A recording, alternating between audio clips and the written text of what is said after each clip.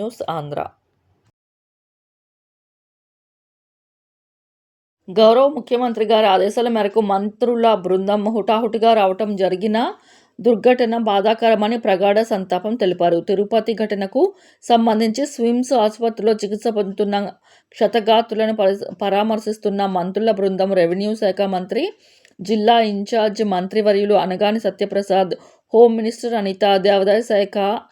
మంత్రివర్యులు ఆనం రామనారాయణ రెడ్డి, సమాచార పౌర సంబంధాల శాఖ మంత్రివర్యులు కొలుసు పార్థసారథి, జలశాఖ మంత్రి Nimmala Ramanaidu, Chandragiri MLA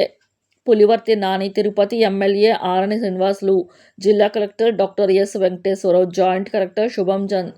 Bansal, SP Subbarayudu, TTD JEO Srimati Gautami, RDO Rammohan తదితరులు కూడా ఉన్నారు. ఈ ఘటనకు సంబంధించి వివరాలను క్షతగాత్రులను అడిగి తెలుసుకున్న మంత్రుల బృందం బాధిత కుటుంబాలకు ప్రభుత్వం అండగా ఉంటుందని భరోసా కల్పించిన మంత్రుల బృందం